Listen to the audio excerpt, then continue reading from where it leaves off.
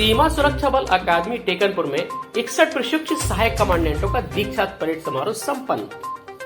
सीमा सुरक्षा बल अकादमी टेकनपुर में आज सहायक कमांडेंट बेंच संख्या 45 के राजपत्रित अधिकारियों की भव्य दीक्षांत परेड का आयोजन किया गया। इस अवसर पर मुख्य अतिथि के रूप में सीमा सुरक्षा बल के महानिदेशक पंकज कुमार सिंह एवं टेकनपुर अकादमी के एडीजी लाला तेंदु मोहंती उपस्थित रहे। वहीं पर इस भव्य दीक्षांत परेड समारोह में कुल 61 प्रशिक्षु ने 53 सप्ताह की विविध विषयों में गहन प्रशिक्षण प्राप्त किया। इस प्रशिक्षण में ऑलराउंडर सर्वोत्तम गृह मंत्री ट्रॉफी एवं निशानेबाजी में प्रथम का अवार्ड सहायक कमांडेंट ऋतु को दिया गया। वहीं महानिदेशक ट्रॉफी रंजीत सिंह सहायक कमांडेंट और ब्रिटेन ट्रॉफी आशुतोष गौतम को दी गई। में शामिल होने के लिए आए थे सर, किस तरीके का आयोजन था? देखिए, स्टेट लेवल पे जो असिस्टेंट कमांडेंट्स रिक्रूट होते हैं सारे सशस्त्र सीमा बलों में, क्या ये CISF, CRP, BSF है, उसमें जो BSF को आवंटित किए गए थे उसमें 61 असिस्टेंट कमांडेंट्स की 53 हफ्ते की ट्रेनिंग के पश्चात ये उनकी पासिंग आउट है। आज ये अपने इंडोर आउटडोर जितने भी सब्जेक्ट्स हैं, PT, परेड, अलग अलग किस्म की drill, law, psychology, organisation behaviour वगैरह जितने भी सब्जेक्ट्स हैं उसको करने के पश्चात इनको कई बार अलग अलग जगहों पे भेजा जाता है फॉर एडवेंचर ट्रेनिंग वगैरह भी। तो सब चीज़ों को उत्तीर्ण करने के पश्चात आज 61 प्रशिक्षु सब अपने सभी विषयों में उत्तीर्ण हुए और उसी को कहते हैं ये पासिंग आउट। पास करने के पश्चात की जो परेड है और अब इनको अपने पोस्टिंग स्थानों पर धीरे धीरे अलग अलग स्थानों पर पूरे भारतवर्ष में भेजा जाता है। सर जैसे कुछ स्टेट में गवर्नमेंट ने दायरा बढ़ाया, अवार्ड दिया गया है, क्या कहेंगी, कैसी? After 53 weeks of rigorous training under the able guidance of our DS, today it is very proud moment for me and my family, and not for me, for all of us and for all of our families. And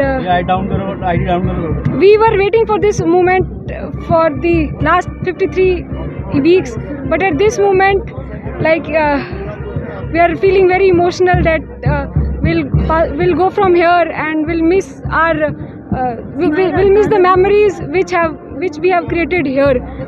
From my childhood, I wanted to join the uniformed services. I was earlier in Delhi Police, but this love for camo brought me here, and I'm very lucky to get the chance to serve in this prestigious force that is the largest border guarding force of the world.